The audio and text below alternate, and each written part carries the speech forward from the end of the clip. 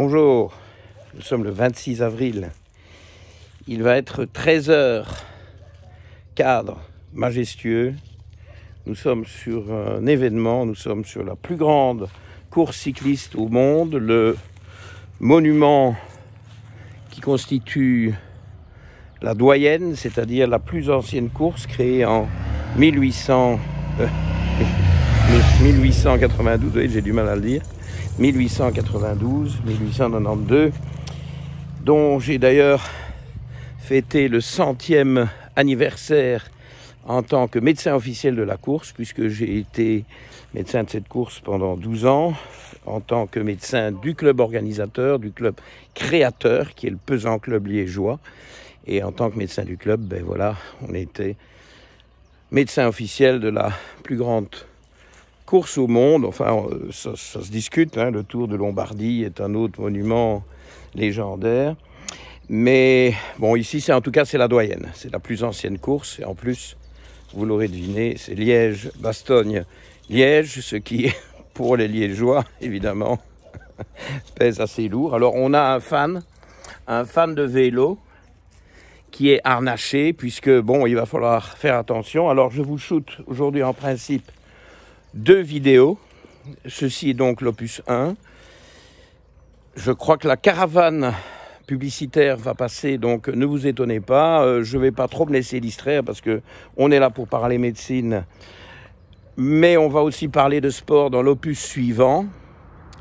Pas dans celui-ci, parce que j'ai un autre sujet à faire passer en priorité, et vous aurez donc une suite avec, si tout va bien, le passage de la course, hein, en pleine vidéo. Bon, je ne sais pas comment je vais gérer tout ça, mais on va faire son possible.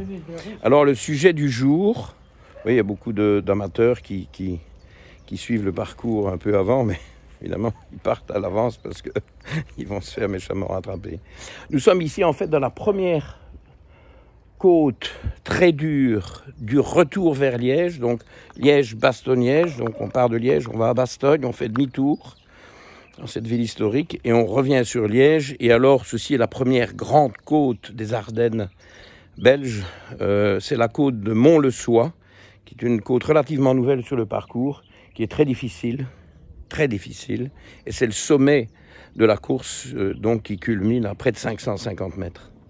Alors qu'on part de beaucoup plus bas, donc il y a un gros dénivelé. Il pourrait déjà y avoir de gros mouvements de course ici. Bon, nous verrons, on va assister à ça en direct, si j'ose dire, dans l'opus 2. Je ne parle plus de vélo. Le vélo en parlera de lui-même. Et alors là, la route est assez étroite. Je vais prendre mon Goliath en main pour monter un peu parce que j'ai peur les voitures, et voilà Goliath est debout. Alors, le sujet de cet opus 1, de toute évidence, n'est pas en lien avec le sport, mais je vous ai dit, l'opus 2, ce sera différent. Et alors, le sujet, c'est le lactose. Mais le lactose avec, évidemment, cette confusion gigantesque qu'il y a toujours, que beaucoup de gens font, à mon plus grand regret, c'est-à-dire confondre lactose et laitage. Oui, c'est la même racine latine, et je regrette, c'est pas la même chose. Et donc, bonjour. Bon, il y a des gens, évidemment. Hein. Vous allez voir qu'il y a pas mal de gens. Nous sommes à 500 mètres du sommet. Bon, j'ai dit que j'en parlais plus. Donc, lactose. Alors, peut-être que la plus grosse information que je peux vous donner au sujet du lactose, c'est qu'il y en a beaucoup parmi vous qui croient être tolérants et qui ne le sont pas. Et la raison pour laquelle on peut croire être tolérant au lactose, c'est quand on a des origines caucasiennes solides, typiques nord de l'Europe. Plus on va au nord, plus on pourrait penser que, etc. Mais je vais vous la faire courte. Il y a des exceptions, tous azimuts. Tous azimuts. Donc, où que vous soyez, d'où que vous soyez, qui que soient vos parents, Et je me rappelle qu'on n'est jamais tout à fait sûr du père. Enfin bon c'est plutôt pour la rigolade, hein, quoique de temps en temps. Bref. Mais là, c'est vraiment terrifiant, les dernières découvertes que j'ai faites, des gens insoupçonnables. Donc, j'ai quand même eu une riche idée dans mon livre Je mange selon mes génotypes, d'inclure d'office le génotype nécessaire pour identifier l'allergie génétique, l'allergie, bon, on rebobine, on recommence, l'intolérance génétique au lactose. Alors, bon, mais c'était un lapsus utile quand même, ou je vais le rendre utile en tout cas pour me rattraper, parce que en fait,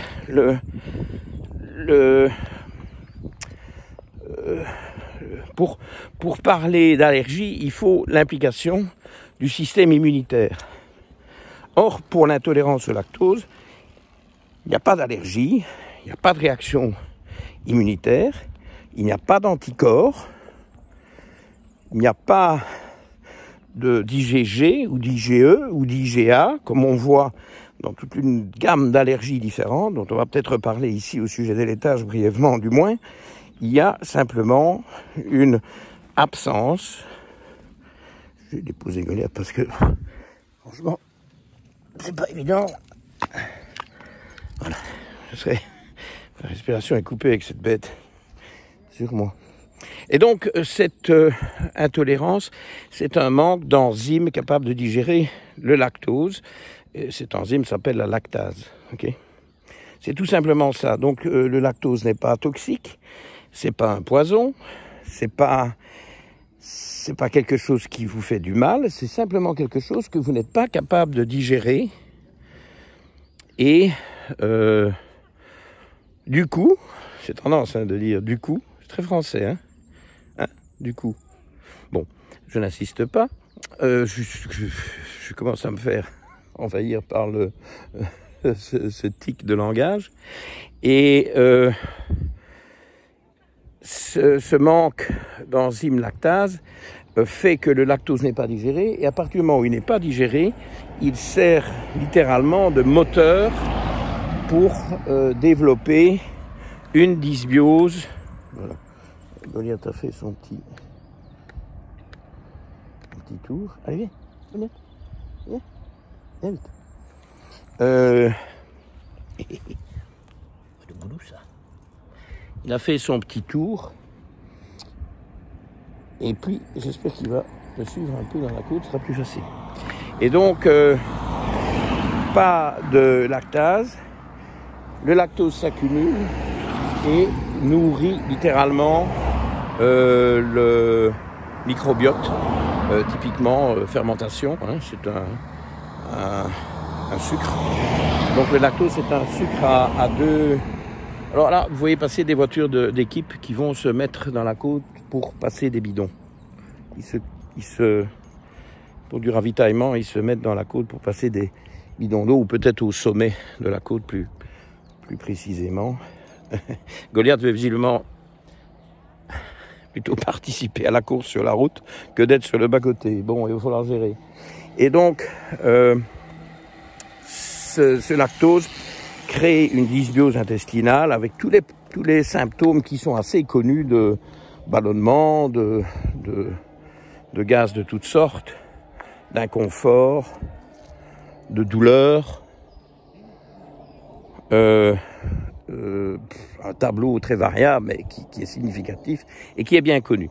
Que d'ailleurs, je vous le répète une fois de plus, vous allez retrouver quand vous mangez trop d'amidon, si vous n'avez pas assez d'amylase salivaire pour les digérer. C'est le même topo, sauf qu'on a toujours au moins un peu d'amylase, tandis que dans le cas que je vous décris, où il y a une intolérance au lactose, il n'y a pas de lactase. Elle a disparu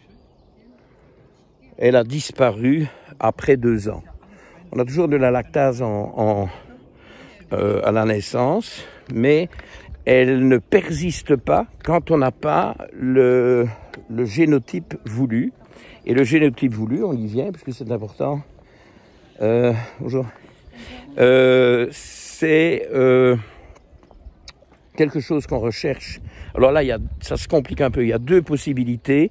On a toujours dit, et j'ai encore utilisé ça dans mon livre, je mange selon mes génotypes, mais c'est de plus en plus dépassé. C'est le gène LCT de lactose, évidemment. Hein.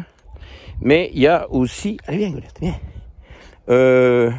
Et surtout, maintenant, de toute façon, vous aurez toujours le résultat correct, quoi que vous prescriviez ou quoi que vous demandiez.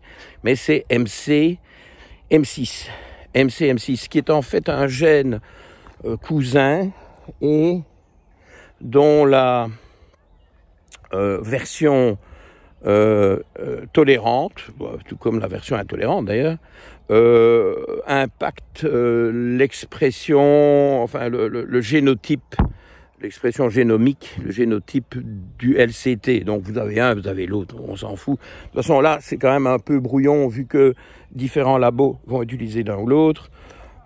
Ne vous fiez pas aux lettres, puisque ça varie aussi d'un système à l'autre. Il n'y a rien de fiable dans tout ça. Pour l'intolérance au lactose, ça va vraiment dépendre du laboratoire qui va vous dire très clairement, parce que sinon, alors là, vous ne les payez pas, hein, si vous ne disent pas, qui va vous dire si vous êtes tolérant ou pas. Alors, je répète une fois de plus, que ceux qui ont une bonne copie, oula, ça se corse, ceux qui ont une bonne copie sont tolérants, peut-être qu'ils ne supportent pas des quantités énormes de lactose. Ça, d'ailleurs, c'est discuté. Est-ce qu'il y a une différence de tolérance sur une copie? Probablement un peu. Bon, de toute façon, est-ce que c'est intéressant de se gaver de lactose? Je ne crois pas. Donc, à la limite, en pratique, en médecine fonctionnelle, on ne va pas recommander les 3, voire 4 ou 5, Dieu sait combien de portions de laitage par jour, étant donné que ça, c'est le lobby de l'industrie laitière qui travaille derrière. Bon, voilà la caravane publicitaire. Et il fallait que nous arrivions dans la côte avant la caravane, parce que sinon, maintenant, on ne peut plus passer. Hein. Je pense qu'ils vont bloquer toutes les routes. Et donc, on avait droit à la caravane publicitaire. On va peut-être recevoir... Ah bah oui, on va recevoir des casquettes ou quelque chose. Hein.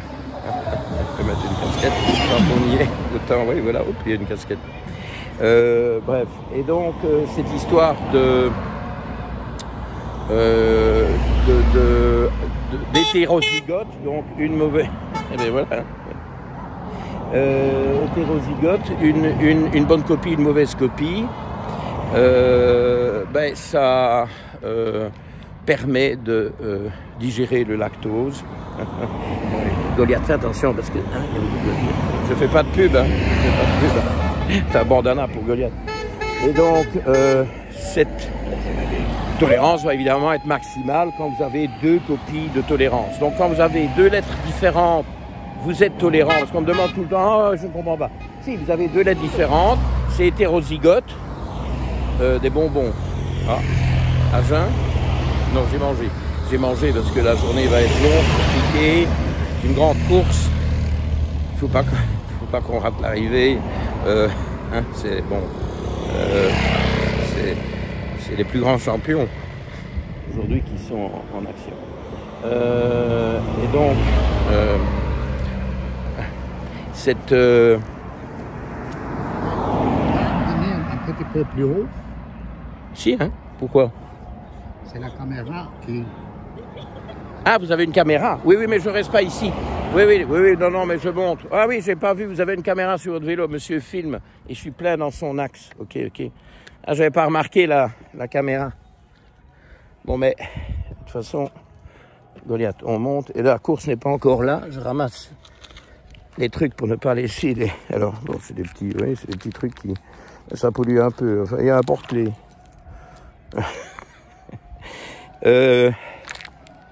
Et donc, 2 lettres différentes, vous êtes tolérant. 2 lettres les mêmes, mais vérifiez ce que le labo vous dit. Parce que franchement, en plus, ces lettres ont changé. Alors moi, je vous dis pas. Mes habitudes, c'était plutôt que le résultat AA, c'était intolérant. Et maintenant, c'est tolérant. Alors franchement, il faut se méfier avec ces histoires de lettres, etc. Il faut vraiment aller regarder ce qui est dit par le labo. Et donc, pour revenir donc à l'âge de 2 ans, ben, quand vous avez ce génotype de l'intolérance au lactose, ben, c'est terminé. Votre corps arrête. Encore, mais je ramasse les crasses parce qu'ils ont lancé ça, parce qu'ils ont vu le petit Goliath. Ils se sont dit, ah. Et donc, bon film. Mais ils viennent dans quoi, 3/4 d'heure, je pense. Hein. Donc, ça va aller. Et donc, cette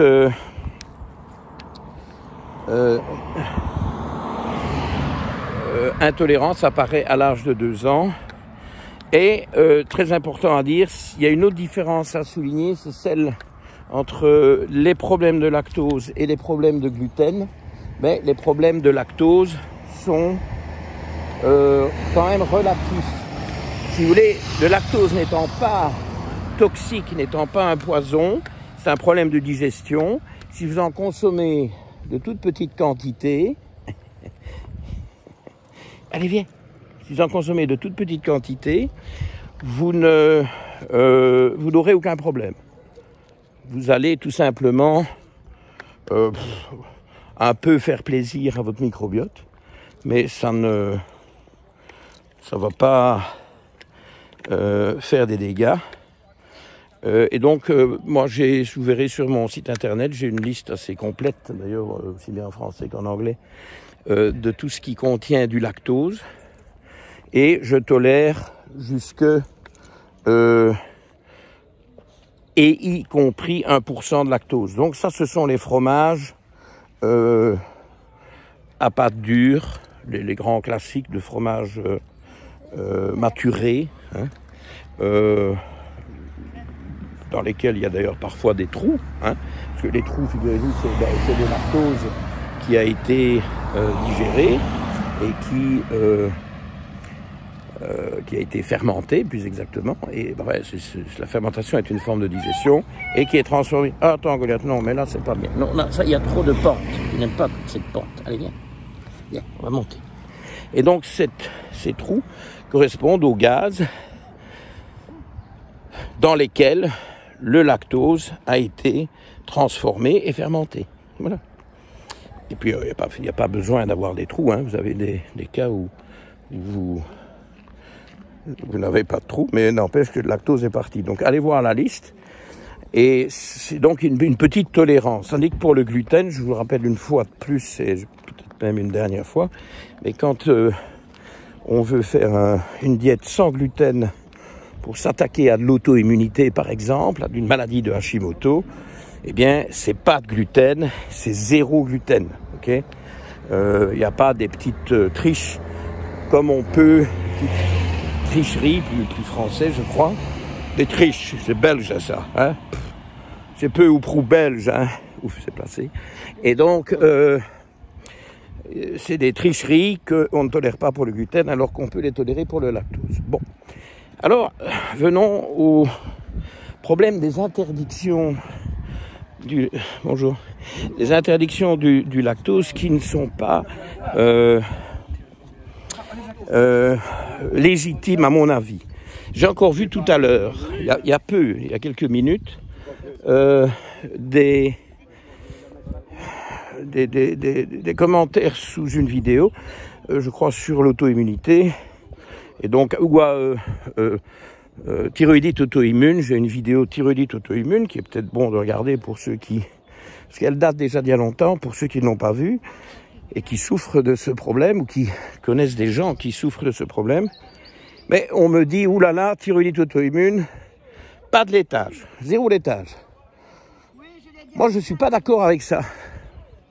Je crois que c'est pas légitime, ça. Pourquoi 0 laitage dans toutes les thyroïdites de Hashimoto? C'est pas logique. C'est pas logique. Faites comme pour tout le monde, explorez toutes les pistes. Et je vais profiter de cette vidéo pour vous rappeler les différents problèmes avec les laitages, pour qu'on arrête de confondre lactose et laitage, et pour qu'on arrête d'interdire tous les laitages à tout le monde. Parce que les interdictions, c'est facile. Mais qu'est-ce que les gens vont consommer à la place? C'est ça le problème. Et alors surtout si ce sont des gens qui doivent manger moins glucidique, plus de protéines et plus de graisse, vous enlevez tous les laitages alors qu'il n'y a peut-être pas nécessité de le faire, vous avez un problème. Parce que ça va mal se remplacer. Donc, je vous donne les différentes déclinaisons des interdictions au laitage. La première qui me vient à l'esprit, mais bon, elle n'est pas... c'est une parmi d'autres, hein, c'est l'APOE. Génotype APOE, pour ceux qui sont APOE 4. Laitage, faites vraiment gaffe. Faites vraiment gaffe. Peut-être que vous pourriez quand même tenir compte de votre taux de cholestérol total, enfin, surtout LDL ou non-HDL. Mais bon, ce cholestérol-là qui serait pertinent. Pourquoi? Parce que les APOE 4 ont beaucoup plus... Il y a des gens qui ravitaillent des cyclos comme si c'était des coureurs à pleine vitesse. Je crois que ça tient plus du gag qu'autre chose. Tout le monde. Bon, on s'amuse. Hein. Et alors, cette APOE 4 fait que ceux qui ont un allèle, un suffit, deux a fortiori, deux c'est pire, surréagissent à la consommation de laitage par une explosion de cholestérol. Alors, la bonne nouvelle, c'est que ça va dans les deux sens. Donc, si vous arrêtez cette consommation de laitage, ça redescend aussi sec. Donc ça, c'est bien. Mais en attendant, faut-il encore comprendre ou le savoir et ne pas tout de suite trop jeter la pierre aux viandes rouges, voire à l'huile de coco. Enfin, ceci dit, si on est à APOE 4, on n'a rien à faire avec l'huile de coco dans le stade de la prévention. Je ne parle pas d'éventuelles prise en charge de neurodégénérescence où il y a un diabète de type 3, où le cerveau a été endommagé par des excès de glucides et où effectivement l'huile de coco peut avoir un rôle thérapeutique. Moi je suis ici dans la prévention, okay? En tout cas sauf vidéo explicitement destinée à la thérapeutique, je suis dans la prévention et je ne m'occupe pas là de soigner des cas d'Alzheimer. On est là pour les prévenir et je pense qu'on les prévient très très bien. Que, franchement, moi, Alzheimer chez mes patients, pas connaître. Donc, APOE 4, méfions-nous des laitages en général à cause du cholestérol, avec peut-être un moyen d'échapper à ça qui serait le skyr. Vous savez, cette espèce de yaourt islandais, hein, où en fonction de la manière dont c'est préparé, il y a très peu de graisse, mais c'est la manière dont c'est fabriqué, c'est islandais. Il faudra que je demande à mes patients islandais exactement pourquoi et comment, mais sinon, vous y échappez pas. Alors, surtout pas des low fat, hein, des laitages low fat, des low fat dairy. Ça, c'est catastrophique, parce que low fat, ça veut dire que c'est impossible. À part le skyr, le goût est infect. Le skyr, c'est bien, hein, j'ai déjà goûté, c'est tout à fait agréable. Mais les low fat ne sont vendables, ne sont mangeables, et donc vendables, que si on a enlevé les graisses et remplacé par des typiquement des maltodextrines et du sucre de saloperie tout à fait infect. Donc non, pas de low fat, et on va, ça grimpe ici, hein, donc Goliath, je vais le garder dans les bras, on va aller s'installer plus haut pour tourner l'opus 2. Et donc pas des low fat, no fat, zéro fat, fouillez ça en courant, voire en roulant à vélo pour aller plus vite. Non, surtout pas. Alors, autre cas de figure à prendre en compte, ce sont les allergies aux protéines du lait, rarement IgE, et ça les gens le savent, ça va pas être notre business. Plutôt, effectivement, les IgG, anticorps IgG, anti-caséine, courant, très courant, anti-bêta-lactoglobuline, à tester. Et alors la bêta-lactoglobuline, qui fait partie du petit lait de vache qui est abondant, la bêta-lactoglobuline est abondante dans le lait de vache, il n'y a pas de bêta-lactoglobuline chez l'humain, donc il y a beaucoup d'allergies à la bêta-lactoglobuline. Et comme le whey, les protéines de whey, si bonnes pour le sport, et aujourd'hui on est dans le sport, eh bien, sont bourrés de bêta-lactoglobuline, il y a beaucoup de problèmes avec le whey à cause des IgG anti-bêta-lactoglobuline. Et alors, si vous pouvez vous le permettre, allez quand même, par acquis de conscience, vérifier les IgG anti-alpha-lactalbumine, parce que ça fait partie aussi des protéines abondantes dans le petit lait, moins allergisante parce qu'elle est présente chez l'humain, mais quand même, par acquis de conscience, vous pouvez vérifier ça aussi. Et donc là, vous êtes certain de soit d'éliminer les laitages, certains laitages pour de bonnes raisons, ou alors vous les éliminez pas parce que vous tolérez le lactose, vous n'avez pas d'allergie IgG au bêta, aux alpha et aux caséines. La caséine est quand même la plus abondante et probablement la plus fréquente de ces allergies. Et vous n'êtes pas APOE4, alors je ne vois pas pourquoi il faudrait exclure les laitages. Maintenant, oui c'est vrai, il y a quand même des gens chez qui tout ça est négatif, rien à redire, et qui vont avoir des phénomènes de congestion ORL avec les... voilà des chichis. Il n'est pas content.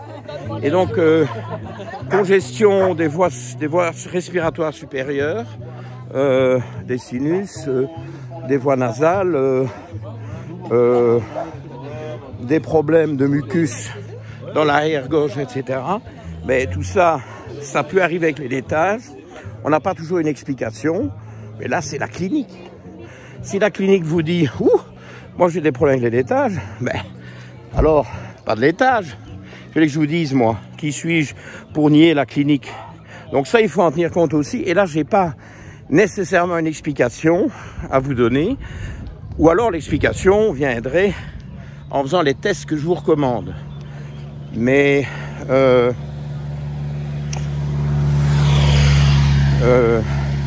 je crois qu'il y a des cas où même si tout ce que j'ai expliqué est négatif, eh bien, il y a quand même une réaction adverse.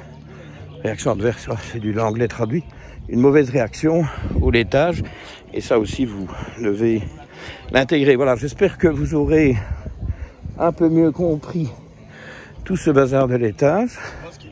Je vois avec plaisir que nous, Goliath et moi, arrivons au sommet de la côte. Il commence à faire chaud, il fait extraordinaire aujourd'hui. Hein. On annonce plus de 20 degrés, je crois qu'ils y sont déjà.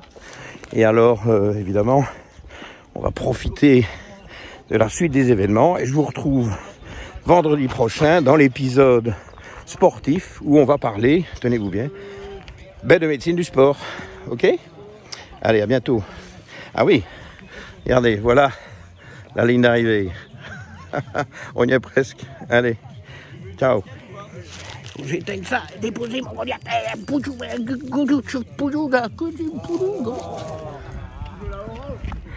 Voilà. Salut.